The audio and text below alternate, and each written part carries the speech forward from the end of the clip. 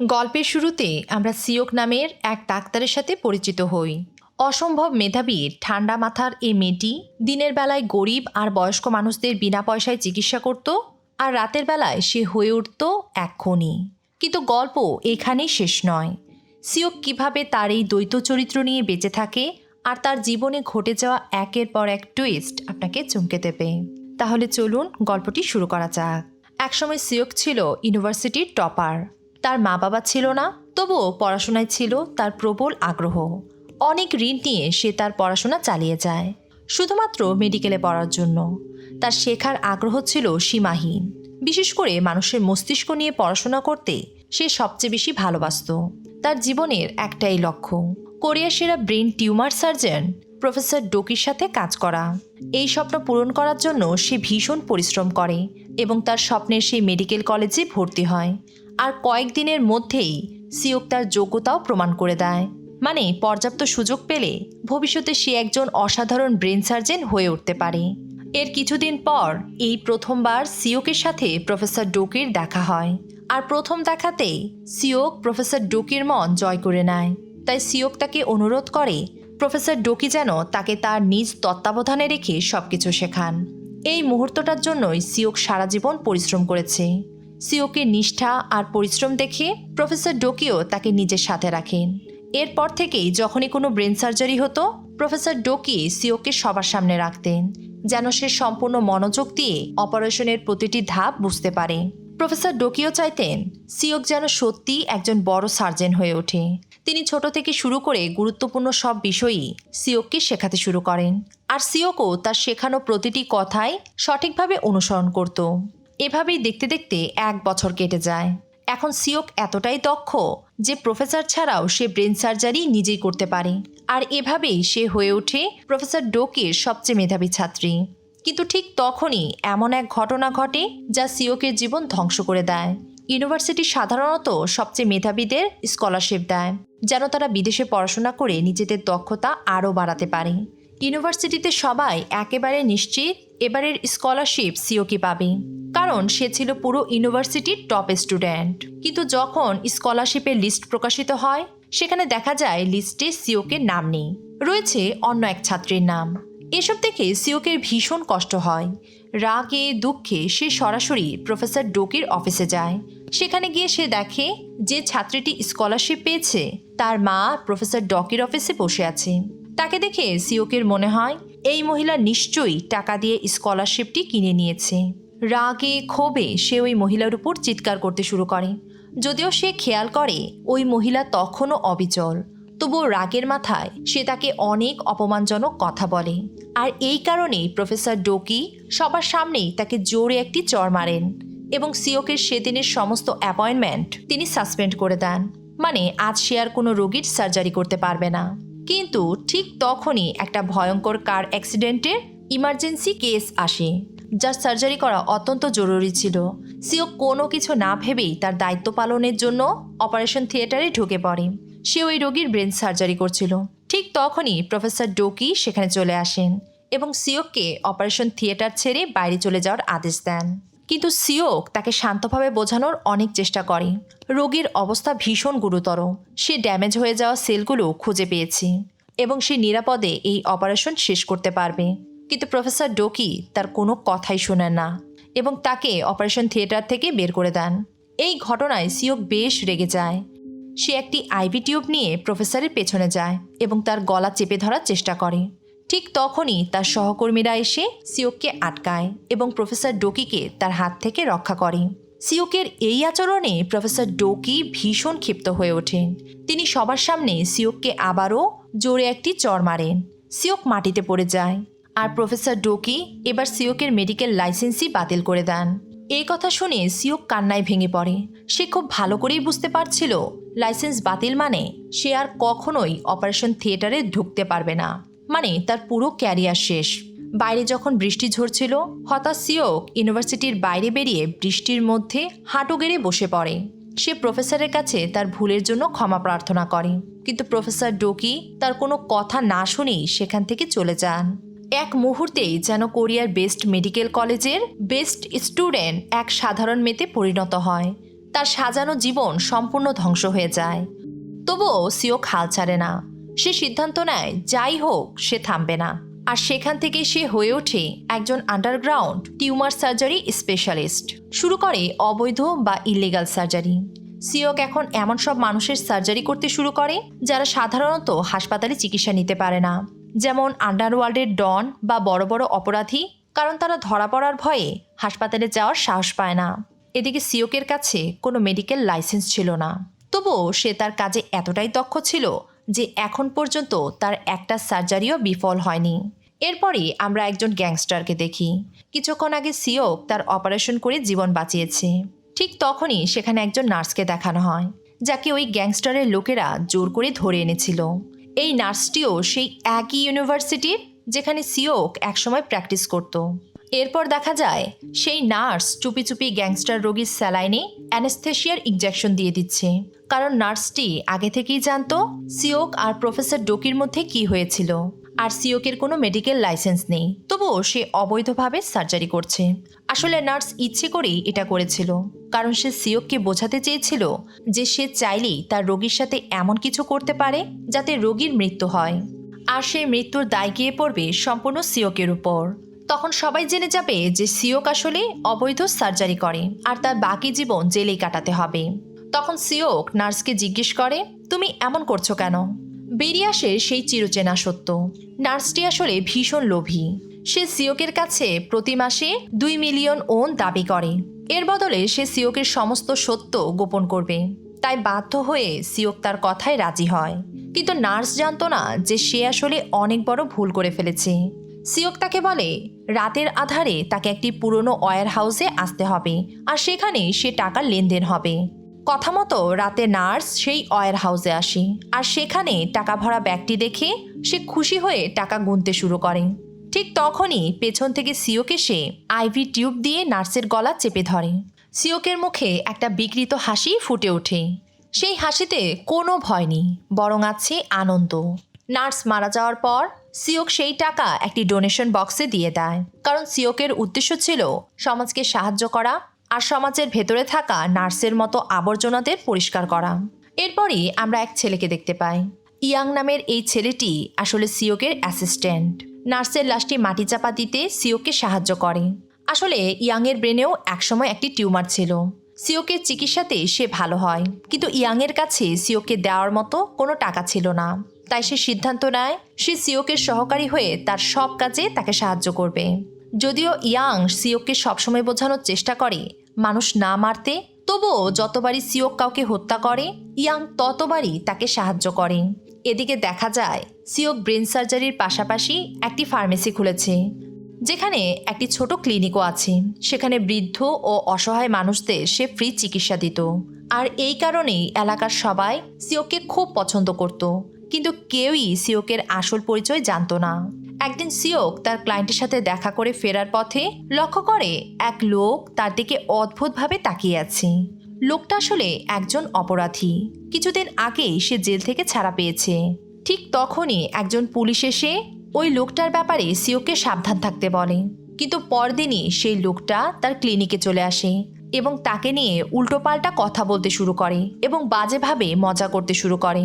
কিন্তু সিওক তখনও নির্বিকার, কোনো রিয়াকশন নেই, শুধু ঠান্ডা চোখে তার দিকে তাকিয়ে থাকে। আসলে লোকটা একটু সাইকো টাইপের। সে তার নিজের বোনকেও নিয়মিত অত্যাচার করত। ধীরে ধীরে ওই লোকটা সিওকের জন্য পেইনফুল হয়ে দাঁড়ায়। এক রাতে সিওক যখন তার বাড়িতে ছিল, লোকটা তাকে ফলো করে সেখানেও পৌঁছে যায়। দূর থেকে খুব বাজেভাবে সে সিওকের দিকে তাকিয়ে থাকে। নেশাগ্রস্ত অবস্থায় লোকটার চোখগুলো ছিল বিকৃত। তবে বিষয়টা সিওকের মোটেও ভালো লাগে না। তাই সে সিদ্ধান্ত নেয় এই লোকটাকে একটা শিক্ষা দিতে হবে। পরদিন সিওক একটি রেস্টুরেন্টে যায়, যা আসলে ওই লোকটার বোনের। তাকে দেখেই সে আবারও তার দিকে কুদৃষ্টিতে তাকাচ্ছিল, আর সিওক চুপচাপ তার প্রতিটি নড়াচড়া লক্ষ্য করছিল। লোকটা কল্পনাও করতে পারেনি তার সাথে সামনে কি হতে চলেছে। সিওক রেস্টুরেন্ট থেকে বেরিয়ে যায়, কিন্তু ইচ্ছে করেই নিজের ছাতা টেবিলে রেখে দেয়। বাইরে বেরিয়ে সে তার শিকারের অপেক্ষা করছিল। ঠিক তখনই লোকটা ছাতা নিয়ে তার কাছে আসে। সে ভাবছিল সিওক তার ফাঁদে পড়ে গেছে।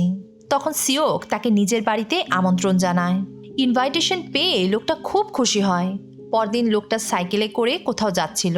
ঠিক তখন পেছন থেকে সিওক তার গাড়ি নিয়ে আসে। সিওককে দেখে সে আরও খুশি হয়ে যায়। সে নিজের সাইকেল ফেলে সিওকের গাড়িতে উঠে পড়ে। গাড়ির ভেতরে সে সিওকের পানির বোতল থেকে পানি খায়। কিছুক্ষণ পর দেখা যায় সিওক তাকে নিজের বাড়িতে নিয়ে এসেছে। সে সাথে করে একটি বড় প্লাস্টিকের ম্যাটও এনেছে, যেটা ওই লোকটার সাহায্যে সে ঘরের ভেতরে নিয়ে আসে। হঠাৎ লোকটার খুব ঘাম হতে শুরু করে, তাই সিওক তাকে একটি রুমাল দেয়। কিছুক্ষণের মধ্যেই লোকটা হঠাৎ অচেতন হয়ে পড়ে, কারণ সিওক আগেই পানির বোতলে কিছু মিশিয়ে রেখেছিল। কিছু সময় পর লোকটার জ্ঞান ফিরলে সে নিজেকে বাঁধা অবস্থায় দেখে। এতে সে খুব ভয় পেয়ে যায়, কারণ এখন অনেক দেরি হয়ে গেছে, সে আর পালাতে পারবে না। তখন সিওক তাকে মনে করিয়ে দেয় সে আগেই তাকে সাবধান করেছিল যেন সে তার সাথে ঠিকভাবে ব্যবহার করে। এই কথা বলে সিওক তার অপারেশনের ছুরি দিয়ে লোকটার গলা কেটে দেয়। লোকটা সেখানেই মারা যায়। এটা দেখে সিওকের মুখে একটা বিকৃত হাসি ফুটে ওঠে। লোকটার কষ্ট দেখে সে যেন খুব আনন্দ পায়। এরপর ইয়াং সিওকের করা সব কাজের প্রমাণ নিঃশব্দে মুছে ফেলে। সে খুব নিখুঁতভাবে রক্তের দাগ পরিষ্কার করে, যাতে ভবিষ্যতে পুলিশ তদন্ত করলেও একটারও প্রমাণ না পায়। এরপর ইয়াং ওই অপরাধীর সব ব্যক্তিগত কাগজপত্র এক এক করে পুড়িয়ে ফেলে। তারপর গভীর রাতে সে লাশটা জঙ্গলে নিয়ে কবর দেয়। সিওক আর ইয়াংয়ের মধ্যে বোঝাপড়া খুবই ভালো ছিল। দুজনেই নিজেদের কাজ খুব ভালোভাবে জানত। এরপর গল্পে আবারও ফিরে আসে এক পরিচিত মুখ, প্রফেসর ডোকি। অনেক বছর পর প্রফেসর ডোকি সিওকের সাথে দেখা করতে আসে, কিন্তু এবার তার আচরণ আগের মতো ছিল না। সে সিওকের সাথে ভালো ব্যবহার করে, তবে তাকে দেখেই সিওকের মনে আবার তার পুরনো জীবনের সব স্মৃতি ফিরে আসে। তবুও সে ডোকিকে ঘরের ভেতরে ঢুকতে দেয়। তখন প্রফেসর ডোকি জানায় যে তারও ব্রেন টিউমার হয়েছে, যদিও সেটা এখনও লাস্ট স্টেজে পৌঁছায়নি। তাই সে সিওকের কাছে এসেছে, কারণ সে জানে সিওক ছাড়া আর কেউই তার অপারেশন করতে পারবে না। ডোকির কথাবার্তা থেকে আরও জানা যায় যে সে অনেকদিন ধরেই সিওকের উপর নজর রাখছিল এবং সিওকের অবৈধ সার্জারির কথা সে আগেই জানত। এইসব কথা শুনে সিওক ডোকির অপারেশন করতে রাজি হয় না, কারণ সিওক জানত প্রফেসর ডোকির কারণেই তার মেডিকেল লাইসেন্স বাতিল হয়েছিল, আর এই কারণেই অবৈধ সার্জারি করতে সে বাধ্য হয়েছে। কিন্তু ডোকি নিজের ভুলের জন্য সিওকের কাছে ক্ষমা চায় না, বরং একজন শিক্ষকের মতো আদেশের সুরে বলে যে সিওককে তার সার্জারি করতেই হবে, আর যদি সিওক সেটা না করে তাহলে সে পুলিশকে সিওকের অবৈধ সার্জারির কথা বলে দেবে। এই কথা শুনে সিওক ভীষণ রেগে যায়। সে সরাসরি প্রফেসর ডোকির অপারেশন করতে অস্বীকার করে এবং তাকে বাড়ি থেকে চলে যেতে বলে। সিওকের চোখে রাগ দেখে প্রফেসর ডোকি আর কিছু না বলে সেখান থেকে বেরিয়ে যায়।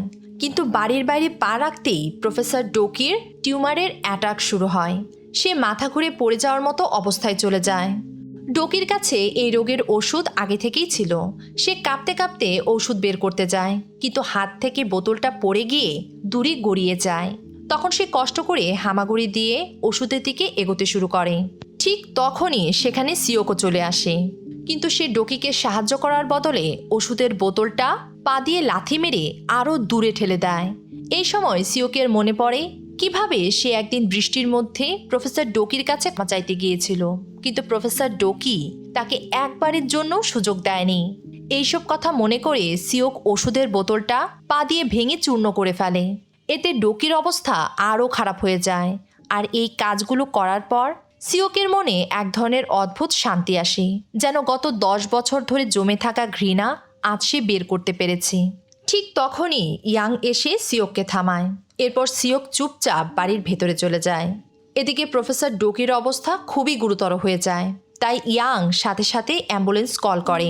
প্রফেসর ডোকিকে দ্রুত হাসপাতালে নিয়ে যাওয়া হয়, না হলে সেদিনই তার মৃত্যু হয়ে যেত। কিন্তু সিওক জানত ডোকির সাথে এমন আচরণ করা তার জন্য বড় বিপদ ডেকে আনতে পারে। কয়েকদিন পর সিওক জানতে পারে তার ক্লিনিক সিল করে দেওয়া হয়েছে। তখন সে ডোকিকে ফোন করে। ডোকি ফোনে বলে যদি সিওক আবারও তার ক্লিনিক চালু করতে চায় তাহলে তাকে বুসান এসে তার সাথে দেখা করতে হবে। এই কথা শুনে সিওকের খুব রাগ হয়, কিন্তু এবার সে নিজের রাগ চেপে রাখে, কারণ সিওক জানতে চায় ডোকি আসলে তাকে দিয়ে কি করাতে চায়। অন্যদিকে প্রফেসর ডোকিও বুসানে পৌঁছে যায়, কারণ সেখানে একটি অ্যাওয়ার্ড সেরেমনি হতে যাচ্ছে।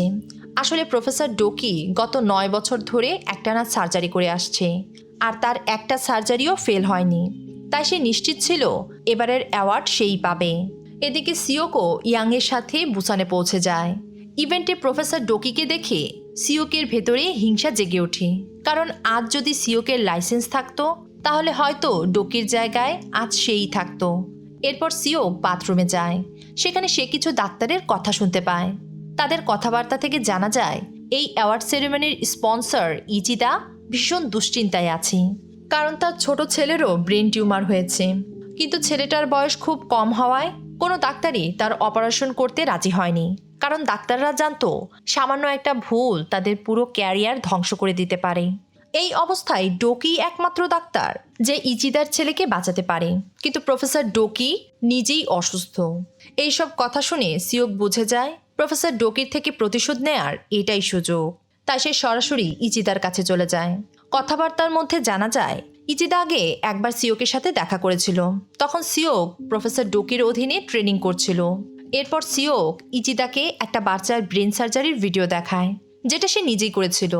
সেই কেসটিও ইচিদার ছেলের কেসের মতোই ছিল। বড় বড় হাসপাতাল সেই বাচ্চাটার অপারেশন করতে অস্বীকার করেছিল, কিন্তু সিওকের সার্জারির পর সেই বাচ্চাটি পুরোপুরি সুস্থ হয়ে ওঠে এবং এখন খুব ভালো আছে। তাই সিওক দাবি করে সে ইচিদার ছেলেকেও বাঁচাতে পারবে। ভিডিওটি দেখে ইচিদার মনে একটা আশা জন্মায়, তবে সে জানতো এর বদলে সিওক নিশ্চয়ই কিছু চাইবে। কিন্তু সিওক টাকার কথা একবারও বলে না। সে শুধু একটাই শর্ত রাখে, এই বছর প্রফেসর ডোকি যেন কোনো অ্যাওয়ার্ড না পায়। সিওকের মনে হচ্ছিল অতীতে প্রফেসর ডোকি তার সাথে যা যা করেছে আজ সেই সব কিছু প্রফেসর ডোকির সাথে হওয়া উচিত। কিন্তু ইচিদা প্রফেসর ডোকিকে খুব সম্মান করে, তাই সে সিওকের শর্ত মানতে অস্বীকার করে এবং তাকে নিজের রুম থেকে চলে যেতে বলে। কিন্তু তখন সিওক মনে মনে ঠিক করে ফেলে যেভাবেই হোক প্রফেসর ডোকিকে বেস্ট সার্জনের অ্যাওয়ার্ড পেতে দেব না।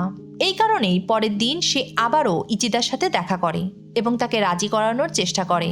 তখন ইচিদা বলে প্রফেসর ডোকি একসময় তার শিক্ষক ছিল। আজ সিওক যা কিছু হয়েছে সবই প্রফেসর ডোকির কারণে, কিন্তু এখন সিওক নিজের শিক্ষকেরই সম্মান নষ্ট করার চেষ্টা করছে। এতে ইচিদার মনে হয় সিওক একজন স্বার্থপর মেয়ে, যে নিজের লাভের জন্য নিজের শিক্ষকের সম্মান পর্যন্ত নষ্ট করতে পারে। এই কারণেই ইচিদা সিদ্ধান্ত নেয় সে তার ছেলের অপারেশন সিওকের হাতে করাবে না। ইচিদার কথা শুনে সিওক বুঝে যায় তার প্ল্যান পুরোপুরি ফেল হয়ে গেছে। সে আর প্রফেসর ডোকিকে অ্যাওয়ার্ড পাওয়া থেকে আটকাতে পারবে না। রাতে সিওক হোটেল রুমে বিশ্রাম নিচ্ছিল। ঠিক তখনই দরজায় কড়া নাড়ে ইচিদা। এবার তার আচরণ পুরোপুরি বদলে গেছে। সে সিওককে তার ছেলের সার্জারি করার অনুমতি দেয় এবং সিওকের সব শর্ত মেনে নেয়। তবে এর বদলে ইচিদা নিজের একটা শর্ত রাখে। ইচিদা বলে যদি সিওক তার ছেলেকে বাঁচাতে ব্যর্থ হয় তাহলে তাকে খুব বড় মূল্য দিতে হবে। এরপর সিওক ইচিদার প্রাইভেট প্লেনে করে জাপানে পৌঁছে যায়, কারণ ইচিদা একজন জাপানি এবং তার ছেলে জাপানের একটি হাসপাতালে ভর্তি ছিল। জাপানে পৌঁছানোর পর অপারেশন রুম প্রস্তুত করা হয়। সিওক ইচিদার ছেলের সাথে দেখা করে এবং শান্তভাবে তার সাথে কথা বলে। এই সময় সিওকের মুখে এক অদ্ভুত আত্মবিশ্বাস দেখা যায়। মনে হচ্ছিল সে আগে থেকেই জানে এই ছেলেটাকে সে বাঁচাতে পারবে। কিছুক্ষণের মধ্যেই সার্জারি শুরু হয়। শুরুর দিকে সবকিছু ঠিকঠাকই চলছিল, কিন্তু সার্জারির সময় হঠাৎ করে বাচ্চার মাথা থেকে বের হওয়া রক্ত সিওকের মুখে ছিটকে পড়ে। এই দৃশ্য দেখে অন্য ডাক্তাররা আতঙ্কিত হয়ে যায়। তারা সবাই সিওককে পরামর্শ দেয় বাচ্চাটাকে দ্রুত আইসিইউতে শিফট করতে হবে, কারণ এত রক্ত দেখে তাদের মনে হচ্ছিল সার্জারি ফেল হতে পারে। আর যদি সার্জারি ফেল হয় তাহলে বাচ্চাটাকে বাঁচানো অসম্ভব হয়ে যাবে। কিন্তু সিওক কারো কথাই শোনে না। সে একেবারে নিঃশব্দে ঠান্ডা মাথায় সার্জারি চালিয়ে যেতে থাকে। ঠিক তখনই ইচিদা অপারেশন থিয়েটারে ঢুকে পড়ে। নিজের ছেলেকে ওই অবস্থায় দেখে সে খুব ভয় পেয়ে যায়, কারণ সার্জারি ফেল হলে তার ছেলে আর কখনো জ্ঞান ফিরে পাবে না, মানে তার মৃত্যু হয়ে যাবে। কিন্তু এত কিছুর মধ্যেও সিওক পুরোপুরি শান্ত ছিল। তার আশেপাশে কি হচ্ছে সে সব কিছুই ইগনোর করে শুধু সার্জারিতে মন দেয়। অন্যদিকে সেই সময় অ্যাওয়ার্ড সেরেমনি শুরু হয়। সেখানে দেখা যায় প্রফেসর ডোকির বদলে অন্য একজন বেস্ট সার্জনের অ্যাওয়ার্ড পেয়ে গেছে। এই দৃশ্য দেখে পুরো হল রুমে এক ধরনের নীরবতা নেমে আসে, কারণ সবাই ভেবেছিল এই বছর অ্যাওয়ার্ডটা প্রফেসর ডোকিই পাবে। কিন্তু এবার বেস্ট সার্জনের অ্যাওয়ার্ড অন্য কারো হাতে তুলে দেওয়া হয়। ডোকি লক্ষ্য করে যিনি অ্যাওয়ার্ড পেয়েছেন তার জন্য কেউই হাততালি দিচ্ছে না। তাই পরিস্থিতি স্বাভাবিক করতে তিনিই প্রথমে হাততালি দেন। যদিও এই বিষয়টাই তাকে সবচেয়ে বেশি কষ্ট দিচ্ছিল, তবুও সে নিজের মুখে সেটা প্রকাশ হতে দেয় না। এরপর আমরা দেখি সিওক জাপান থেকে ফিরে এসেছে। প্রফেসর ডোকির মুখে হতাশা দেখে সে মনে মনে খুব খুশি হয়, কারণ এটাই ছিল তার পরিকল্পনা। পরে জানা যায় ইচিদার ছেলের সার্জারি সফল হয়েছে, মানে সিওক তার জীবন বাঁচাতে পেরেছে। এই কারণেই ইচিদার ঠিক শেষ মুহূর্তে বিজয়ীর নাম বদলে দেয়। এরপর সিওক প্রফেসর ডোকির সাথে দেখা করে এবং অ্যাওয়ার্ড না পাওয়ার জন্য তাকে অপমান করতে শুরু করে, কিন্তু প্রফেসর ডোকি তার কোনো কথাই রাগ করে না। সে পুরোটা সময় শান্ত থাকে। এটা দেখে সিওক বেশ বিরক্ত হয়, কারণ তার মনে হচ্ছিল সে অপমান করলে হয়তো প্রফেসর ডোকি ভেঙে পড়বে, কিন্তু বাস্তবে তেমন কিছুই হয় না। তবে সিওক জানতো না আসলে প্রফেসর ডোকির কথাতে ইচিদা সিওকের উপর ভরসা করেছিল। এরপর আমরা একটি ফ্ল্যাশব্যাক দেখি। সেখানে দেখা যায় সিওকের সাথে কথা বলার পর ইচিদা সবকিছু প্রফেসর ডোকিকে জানায়। তখন প্রফেসর ডোকি ইচিদাকে বলে সিওকের উপর বিশ্বাস রাখতে। সে বলে তার এত ছাত্রছাত্রীর মধ্যে শুধু সিওকি এমন একজন যে অবৈধ সার্জারি করলেও সে একজন জিনিয়াস, সে কখনোই ফেল হতে পারে না। এই কথা শোনার পরই ইচিদা সিওককে সার্জারির অনুমতি দেয়। এখন গল্প আবারও বর্তমানে ফিরে আসে। ইচিদার ছেলেকে বাঁচানোর পর প্রফেসর ডোকি পুরোপুরি নিশ্চিত হয়ে যায় যে তার ব্রেন সার্জারি সিওক ছাড়া আর কেউই করতে পারবে না। এদিকে পুলিশ একটি ভিডিওর সূত্র ধরে অবৈধ সার্জারি করা ডাক্তারের খোঁজে তদন্ত করছিল। তদন্ত করতে গিয়ে তারা এমন এক লোকের কাছে পৌঁছে যায় যে সিওক আর রোগীদের মধ্যে যোগাযোগ করিয়ে দিত। নিজেকে বাঁচানোর জন্য সেই লোকটা পুলিশের কাছে সিওকের সব কথা বলে দেয়। শুরুর দিকে আমরা যে পুলিশ অফিসারের হাতে সিওকের সার্জারির ভিডিও দেখেছিলাম, সেটাও ওই লোকটাই লিক করেছিল। এই ভিডিও নিয়ে পুলিশ প্রফেসর ডোকির কাছেও গিয়েছিল। ভিডিওটি দেখে প্রফেসর ডোকি বুঝে যায় এই সার্জারিটা সিওকি করেছে। তবুও সে পুলিশকে সিওকের ব্যাপারে কিছুই জানায় না। কিন্তু পুলিশ পরে সেই জায়গাটাও খুঁজে বের করে যেখানে সিওক অবৈধ সার্জারি করত। এই জায়গাটা খুঁজে বের করেছিল ক্যাপ্টেন হান। আসলে সে প্রফেসর ডোকির খুব ভালো বন্ধু, তাই এই কেসটিতে সাহায্য করার জন্য তাকে ক্রাইম সিনে ডেকে নেয়। কিন্তু পুলিশের কুকুর ওয়্যার হাউসের কাছে একটি জায়গা শনাক্ত করে। খনন করার পর সেখানে একটি লাশ পাওয়া যায়। লাশটি ছিল সেই নার্সের, যাকে সিওক হত্যা করেছিল। এই দৃশ্য দেখে প্রফেসর ডোকি বুঝে যায় এই কাজটা সিওকেরই। তবুও সে পুলিশকে কিছুই বলে না। পরের দিন সিওকও ক্রাইম সিনে পৌঁছে যায়। সেখানে সে পুলিশের কুকুরগুলোর সাথে খেলতে থাকে। তখন এক পুলিশ অফিসার অবাক হয়ে তাকে জিজ্ঞেস করে, কুকুরগুলো তোমার কোনো ক্ষতি করছে না কেন? তখন সিওক জানায় সে একজন অ্যানিম্যাল লাভার, আর সেই কারণেই কোনো প্রাণী তাকে আঘাত করে না। সে সময় প্রফেসর ডোকি সিওককে আলাদা করে ডেকে নিয়ে যায় এবং তাকে বোঝানোর চেষ্টা করে যে তার এসব বন্ধ করা উচিত, না হলে একদিন না একদিন সে ধরা পড়বেই এবং সারা জীবন জেলেই কাটাতে হবে। কিন্তু সিওকের মনে হচ্ছিল প্রফেসর ডোকি আসলে প্রতিশোধ নিচ্ছে, কারণ তার জন্যই ডোকি এবার বেস্ট সার্জনের অ্যাওয়ার্ডটি পায়নি। তাই এখন সে তদন্তে পুলিশকে সাহায্য করছে, যেন সিওকের বিরুদ্ধে প্রমাণ জোগাড় করা যায়। এসব ভেবে সিওক ডোকির উপর রেগে যায় এবং সেখান থেকে চলে যায়। কিন্তু ক্যাপ্টেন হান তাদের কথা বলতে দেখেছিল এবং সে সিওককেও চিনে ফেলে, কারণ সিওক একসময় প্রফেসর ডোকির ছাত্রী ছিল। অন্যদিকে নার্সের মৃতদেহটি ভালোভাবে পরীক্ষা করার জন্য ফরেনসিক ডিপার্টমেন্টে আনা হয়। পরীক্ষার সময় নার্সের শরীর থেকে একটি কুকুরের লোম পাওয়া যায়। এখনও তারা জানতে পারেনি ওই কুকুরটি কোন ব্রিডের, কিন্তু তারা নিশ্চিত এই নার্স কখনোই কোনো কুকুর পোষেনি। এই কারণেই ফরেনসিক টিমের মনে হয় এই লোমটা হয়তো খুনি ইচ্ছে করেই লাশের পাশে রেখে গেছে, যেন তদন্তকারীরা বিভ্রান্ত হয়, অথবা খুনির কাছেই এমন একটি কুকুর আছে। এই তথ্য একজন পুলিশ অফিসারের কাছে পৌঁছায়। সে সাথে সাথেই প্রফেসর ডোকির কাছে গিয়ে এই প্রমাণ দেখায় এবং বলে এই এভিডেন্স থাকলে খুব দ্রুত খুনিকে ধরা যাবে। এরপর প্রফেসর ডোকি ওই পুলিশ অফিসারকে তার গাড়িতে করে কোথাও ঘুরতে নিয়ে যায়। আর ডোকি আগেই তার গাড়ির দরজার হ্যান্ডেলে এক ধরনের কেমিক্যাল লাগিয়ে রেখেছিল। এদিকে গাড়িতে কথা বলতে বলতেই পুলিশ অফিসারের মনে পড়ে সিওক একসময় প্রফেসর ডোকির স্টুডেন্ট ছিল, আর ফরেনসিক রিপোর্টে যে কুকুরের লোম পাওয়া গেছে ঠিক একই ধরনের একটি কুকুর সিওকের কাছেও আছে। মানে পুলিশ অফিসারের সন্দেহ এখন সরাসরি সিওকের দিকে। এমন সময় প্রফেসর ডোকি কথার ছলে পুলিশ অফিসারকে একটি রুমাল দেয়। সেই রুমালেও একই কেমিক্যাল লাগানো ছিল, আর কথা বলতে বলতেই পুলিশ অফিসার হঠাৎ অচেতন হয়ে পড়ে। এবার প্রফেসর ডোকির আসল চেহারা আমাদের সামনে বেরিয়ে আসে। প্রফেসর ডোকি আসলে সিওকের চেয়েও বড় দানব, এবং এটা প্রথমবার নয়, এর আগেও সে মানুষ খুন করেছে। এরপর আমরা একটি ফ্ল্যাশব্যাক দেখি। সেখানে দেখা যায় প্রফেসর ডোকি একটি ব্রেন সার্জারি করছিল, আর সেই রোগীটি ছিল তারই বন্ধু। কিন্তু প্রফেসর ডোকি সেই বন্ধুকে ভীষণ ঘৃণা করত, আর সেই কারণেই সার্জারির সময় সে তাকে মারার চেষ্টাও করেছিল। কিন্তু সেদিন প্রফেসর ডোকির গতিবিধি সিওক বুঝে যায়। এই কারণেই রোগীকে লাইফ সাপোর্ট দেওয়ার সময় সিওক ইচ্ছে করে ডোকির হাতে ছুরি দিয়ে আঘাত করে। প্রফেসর ডোকির হাত কেটে রক্ত ঝরতে শুরু করে, আর তাকে অপারেশন অসম্পূর্ণ রেখেই অপারেশন থিয়েটার ছাড়তে হয়। সেদিন না পারলেও ডোকি মনে মনে ঠিক করে একদিন না একদিন সে ওই বন্ধুকে অবশ্যই মারবে। কিছুদিন পর যখন ওই রোগী হাসপাতাল থেকে ছাড়পত্র পায়, ডোকি তাকে ঘুরতে নিয়ে যাওয়ার কথা বলে একটি নির্জন জায়গায় নিয়ে যায়। সেখানে সে ছুরি দিয়ে তার গলার অ্যাটারি কেটে দেয়। এরপর ডোকি তাকে একটি টিস্যু পেপার দেয় এবং বলে ক্ষতটা চেপে ধরতে, যেন রক্তপাত বন্ধ হয়। ভয়ে আতঙ্কিত হয়ে লোকটি গাড়ি থেকে নেমে পড়ে এবং দৌড়াতে গিয়ে একটি খাদে পড়ে যায়, আর সেখানেই তার মৃত্যু হয়। পরে তার লাশ বন্য কুকুরে খেয়ে ফেলে। আসলে প্রফেসর ডোকি যখন তরুণ ছিল, সেও অনেকটা সিওকের মতোই ছিল। সব সময় সে ব্রেন নিয়েই পড়াশোনা করত, আর সার্জারির সময় খোলা মস্তিষ্ক দেখলে তার মুখে এক ধরনের উত্তেজনা ফুটে উঠত। এই কারণে প্রফেসর ডোকি যখনই সিওককে দেখে, সে সিওকের ভেতরে নিজেকেই দেখতে পায়।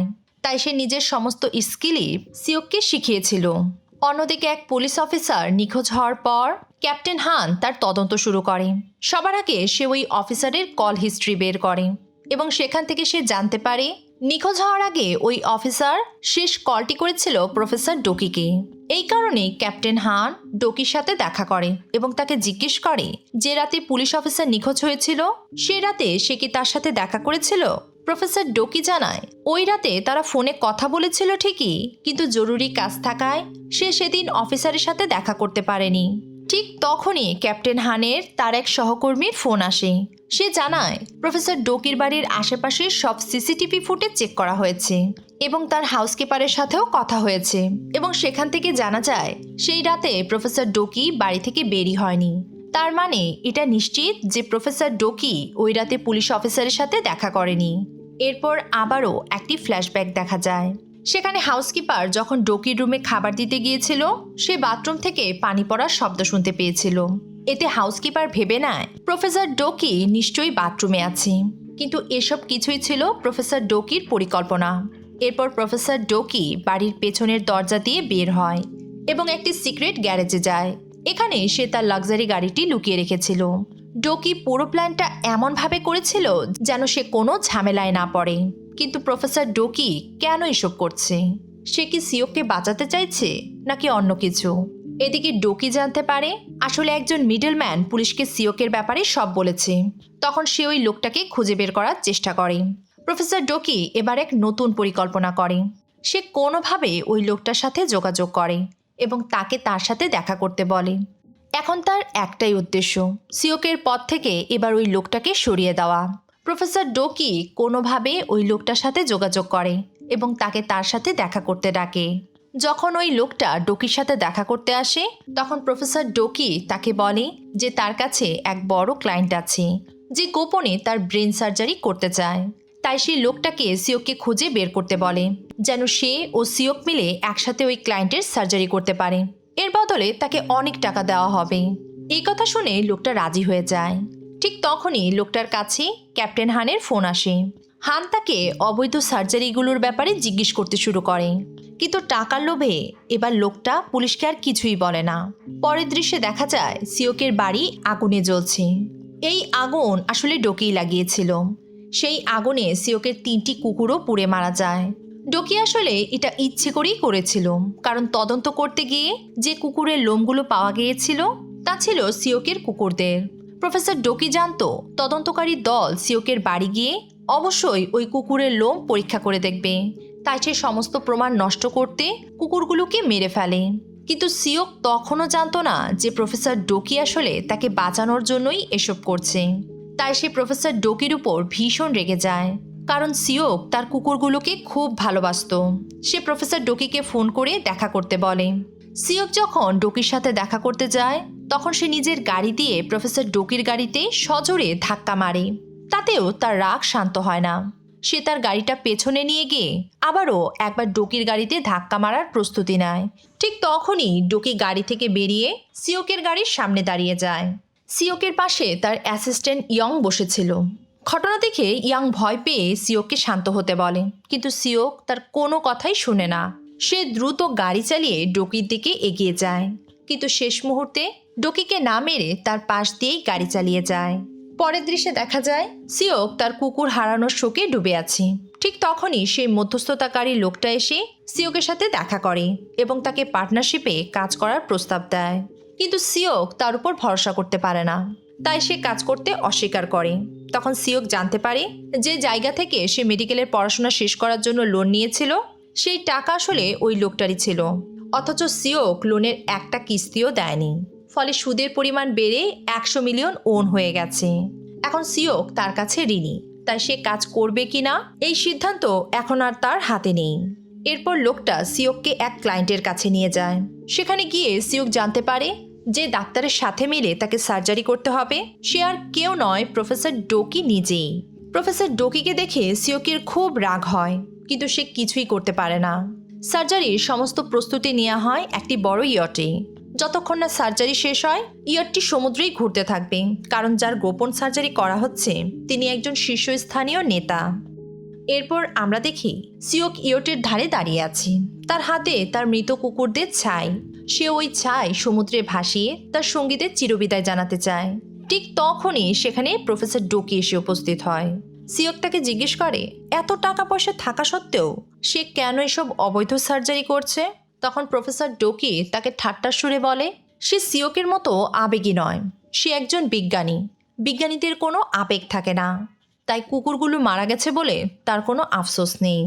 এই কথা শুনে সিওক নিজেকে আর নিয়ন্ত্রণ করতে পারে না। সে রাগে পাগল হয়ে যায় এবং ছাতা দিয়ে প্রফেসর ডোকিকে মারতে শুরু করে। ঠিক তখনই তার সহকারী ইয়াং এসে তাকে থামায়। এরপর আমরা দেখি প্রফেসর ডোকির শারীরিক অবস্থা ক্রমেই খারাপ হচ্ছে। ইদানিং তার হাত কাঁপতে শুরু করেছে, তাই সার্জারির আগে সে একটি ইনজেকশন নেয়, যেন এই সার্জারি সে ঠিকভাবে করতে পারে। না হলে দুজনের কেউই এখান থেকে জীবিত ফিরতে পারবে না। সার্জারি শুরু হয়। এদিকে মাঝপথে প্রফেসর ডোকির হাত আবারও কেঁপে ওঠে। সিওক সেটি লক্ষ্য করে এবং প্রফেসর ডোকিকে তার পজিশন পরিবর্তন করতে বলে, কারণ সার্জারি যদি ব্যর্থ হয় তাহলে এখান থেকে কেউই বেঁচে ফিরতে পারবে না। কিন্তু প্রফেসর ডোকি চায় না সে তার ছাত্রীর সামনে দুর্বল প্রমাণিত হোক, তাই সে নিজেকে সামলে নিয়ে সার্জারি চালিয়ে যায়। সাধারণত প্রফেসর ডোকি সার্জারির সময় কারোর সাথে কথা বলে না, কিন্তু এবার সে সিওকের সাথে কথা বলতে শুরু করে। সে সিওকের কাজের খুব প্রশংসা করে, যা সে কলেজে পড়ার সময় কখনো করেনি। এই কথা শুনে সিওক মনে মনে খুব খুশি হয়। সার্জারি সফলভাবে শেষ হওয়ার পর প্রফেসর ডোকি বাইরে আসে। সিওকও তার কাছে এসে দাঁড়ায়। প্রফেসর ডোকি বলে সে সিওকের সাথে কাজ করে খুব আনন্দ পেয়েছে এবং সে কখনোই তাকে ঘৃণা করেনি। এবার সিওক নস্টালজিক হয়ে পড়ে। সে তাদের পুরনো দিনগুলোর কথা মনে করতে শুরু করে, শিক্ষানবিশ হিসাবে সেই দিনগুলোর কথা। ধীরে ধীরে সিওকের ভেতরের ঘৃণা শেষ হয়ে যায় এবং তারা আবারও ভালো বন্ধু হয়ে ওঠে। জীবনে প্রথমবার সিওক তার শিক্ষকের সামনে মাথা নিচু করে তাকে সম্মান জানায়। এরপর আমরা একটি ফ্ল্যাশব্যাক দেখি এবং সেখানে জানা যায় প্রফেসর ডোকি যে তার বন্ধুকে খুন করেছিল সেটাও আসলে সিওকের জন্যই। আসলে প্রফেসর ডোকির ওই বন্ধু যখন সিওককে প্রথম দেখেছিল তখন থেকেই সে সিওকের বড় ভক্ত। সে ঠিক করেছিল সে সিওককে একটি স্কলারশিপ দেবে যেন সে বিদেশে গিয়ে আরও উচ্চতর প্রশিক্ষণ নিতে পারে, কিন্তু তার আসল উদ্দেশ্য ছিল একেবারে ভিন্ন। সে সিওকের মেধা ব্যবহার করে অবৈধভাবে অনেক টাকা কামাতে চেয়েছিল। প্রফেসর ডোকির এই বন্ধু আগেও অনেক ছাত্রছাত্রীদের সাথে এই ধরনের কাজ করেছে। কাজ শেষ হলে সে তাদের জীবন একেবারে ধ্বংস করে দিত, কিন্তু প্রফেসর ডোকি কোনোভাবেই চাইছিল না তার প্রিয় ছাত্রী সিওক তার এই বন্ধুর ফাঁদে পড়ুক। তাই প্রফেসর ডোকি ইচ্ছে করেই সিওকের জন্য নির্ধারিত স্কলারশিপ অন্য এক ছাত্রীকে দিয়ে দেয়। শুরু থেকেই প্রফেসর ডোকি সিওকে তার বন্ধুর এই ফাঁদ থেকে বাঁচানোর চেষ্টা করছিল, কিন্তু এত কিছুর পরও প্রফেসর ডোকির বন্ধু সিওকের পিছু ছাড়ছিল না। তাই শেষ পর্যন্ত নিজের সবচেয়ে কাছের বন্ধুকেও সে মেরে ফেলতে বাধ্য হয়। এরপর গল্প আবারও বর্তমানে ফিরে আসে। আমরা সেই লোককে দেখি যে প্রফেসর ডোকিকে সিওকের সাথে দেখা করিয়েছিল, কিন্তু কাজ শেষে টাকা পেয়েই লোকটা ঠিক করে এবার সে সমস্ত প্রমাণসহ সিওককে পুলিশের হাতে তুলে দেবে এবং এর বদলে সে পুলিশের কাছ থেকেও টাকা নেবে। এদিকে সিওক বুঝতে পারে তার সাথে খারাপ কিছু হতে যাচ্ছে, তাই পথে সে এমন অভিনয় করে যেন তার মাথা খুব ব্যথা করছে। সে তার অ্যাসিস্ট্যান্ট ইয়াংকে মাথা ব্যথার ওষুধ আনতে পাঠায় এবং ওই লোকটা তখনও ভাবছিল সিওক হয়তো তার সাথেই আছে। ঠিক এমন সময় আমরা ক্যাপ্টেন হানকে দেখি। আসলে ওই লোকটাই হানকে ফোন করে সিওককে গ্রেফতার করার জন্য ডেকেছিল, কিন্তু ক্যাপ্টেন হান যখন ওই লোকটার সাথে দেখা করতে আসে সে দেখে সিওক সেখানে নেই। তাই লোকটা সিওককে খুঁজতে শুরু করে। কিছুক্ষণ পর সিওক নিজেই তার সামনে আসে এবং বলে তার খুব ক্ষুধা পেয়েছিল, তাই সে কিছু খেতে গিয়েছিল। কিন্তু সিওক ইতিমধ্যেই জেনে ফেলেছে যে লোকটার সাথে পুলিশ আছে, তাই সে সিদ্ধান্ত নেয় লোকটাকে সে মেরে ফেলবে। এদিকে লোকটাও ক্যাপ্টেন হানকে ইশারা করে বলে দেয় সে যেন চুপি চুপি এসে সিওককে গ্রেফতার করে। ঠিক তখনই সিওকের ইউনিভার্সিটির এক পুরনো সহকর্মীর ফোন আসে। সে জানায় প্রফেসর ডোকির ব্রেন ক্যান্সার একেবারে শেষ পর্যায়ে পৌঁছে গেছে। খুব দ্রুত তার অপারেশন না করলে সে 1 মাসের বেশি বাঁচবে না। কিন্তু এই কথা শুনে সিওক আর কিছুই বলতে পারে না। ঠিক তখনই তার মনে হয় এইমাত্র একজন পরিচিত মানুষ যেন তার পাশ দিয়ে হেঁটে গেছে। সে পেছনে তাকিয়ে দেখে একজন লোক সেই মধ্যস্থতাকারী লোকটাকে ধরে নিয়ে যাচ্ছে। সিওক তার পিছু নেয়। কিছু দূর এগোতেই সে প্রফেসর ডোকির এক ঝলক দেখতে পায়। প্রফেসর ডোকি ওই লোকটাকে ধরে একটি নির্জন অন্ধকার জায়গায় নিয়ে যাচ্ছে। এরপর সিওক মাটিতে কিছু রক্তের ফোঁটা দেখতে পায়। এসব দেখে সিওক স্পষ্টতই বুঝে যায় এতদিন ধরে যাকে সে সবচেয়ে বেশি ঘৃণা করে এসেছে সেই প্রফেসর ডোকি তাকে সব সময় রক্ষা করেছে। আসলে প্রফেসর ডোকি ছিল সেই মানুষ যে সিওকের সব সমস্যা তার অজান্তেই সমাধান করে দিয়েছে। এদিকে পুলিশ সিওককে ধরার জন্য তার দিকে এগিয়ে আসছে। ঠিক তখনই সিওকের সহকারী ইয়াং তাকে নিয়ে সেখান থেকে পালিয়ে যায়। এর কিছুক্ষণ পর সিওকের ফোনে প্রফেসর ডোকির একটি মেসেজ আসে, একটি ঠিকানা লেখা। সেখানে গিয়ে সিওক একটি গাড়ির চাবি পায়। আর যখন তারা গাড়ির কাছে যায় তারা গাড়ির ভেতরে আলাদা আলাদা নম্বর প্লেট এবং অনেক টাকা দেখতে পায়। কিন্তু সিওক শহর ছেড়ে পালাতে চায় না। সে প্রফেসর ডোকির প্রাণ বাঁচাতে চায়। তাই সিওক তার এক পুরনো সহকর্মীকে ফোন করে অপারেশন থিয়েটার প্রস্তুত করতে বলে এবং প্রফেসর ডোকিকে সেখানে নিয়ে আসতে বলে। অন্যদিকে পুলিশ সেই মধ্যস্থতাকারী লোকটার লাশ খুঁজে পায়। লাশটি ফরেন্সিক ল্যাবে নিয়ে যাওয়া হয়। পরীক্ষা করে দেখা যায় খুনটা খুবই পরিকল্পিতভাবে করা হয়েছে। লোকটার পাঁজরের ফাঁকে এমন এক জায়গায় স্ক্যালপেল ঢুকিয়ে দেওয়া হয়েছিল যার কিছু সময় পর তার শরীর থেকে ক্রমাগত রক্তক্ষরণ শুরু হয়। অল্প সময়ের মধ্যেই সে অজ্ঞান হয়ে যায় এবং সেই অবস্থাতেই মারা যায়। ক্যাপ্টেন হানের সন্দেহ আরও বেড়ে যায়। এমন খুন কেবল সেই মানুষই করতে পারে যে মানুষের শরীর সম্পর্কে খুব ভালো জানে, আর তা একজন ডাক্তারের চেয়ে কে ভালো জানে। তাই পুলিশ সেই এলাকার সিসিটিভি ফুটেজ চেক করে, কিন্তু সেখানে শুধু প্রফেসর ডোকির পিঠে দেখা যায়, মুখ দেখা যায় না। এদিকে ক্যাপ্টেন হান খুবই চিন্তিত, কারণ সেদিন সে নিজেই প্রফেসর ডোকিকে সেখানে দেখেছিল। এবার হান প্রফেসর ডোকিকে একটি রেস্টুরেন্টে দেখা করতে ডাকে এবং তাকে জিজ্ঞেস করে, আপনার কি মনে হয় এসব খুনের পেছনে কি সিওকের হাত আছে? প্রফেসর ডোকি শুধু হেসে ওঠে এবং কোনো উত্তর না দিয়েই সেখান থেকে চলে যায়। ক্যাপ্টেন হান তার অফিসে ফিরে সেই সিসিটিভি ফুটেজ আবারও চেক করতে শুরু করে। তখন সে সিওককে দেখতে পায়। হঠাৎই তার মনে পড়ে সে একবার সিওককে প্রফেসর ডোকির সাথে কথা বলতে দেখেছিল এবং তখনই সে জেনেছিল সিওক আসলে প্রফেসর ডোকির পুরনো ছাত্রী। এবার ক্যাপ্টেন হান জিজ্ঞাসাবাদের জন্য সিওককে থানায় ডাকে। শুরুতে সিওকের প্রতিভার সে খুব প্রশংসা করে এবং বলে সে আসলে খুব ভাগ্যবান, কারণ তার এমন একজন শিক্ষক আছে যে তাকে এতদিন গোপনে রক্ষা করে এসেছে। সবকিছু স্পষ্ট বুঝতে পারলেও ক্যাপ্টেন হানের কাছে সিওকের বিরুদ্ধে কোনো প্রমাণ নেই, তাই সে শেষ পর্যন্ত সিওককে ছেড়ে দিতে বাধ্য হয়।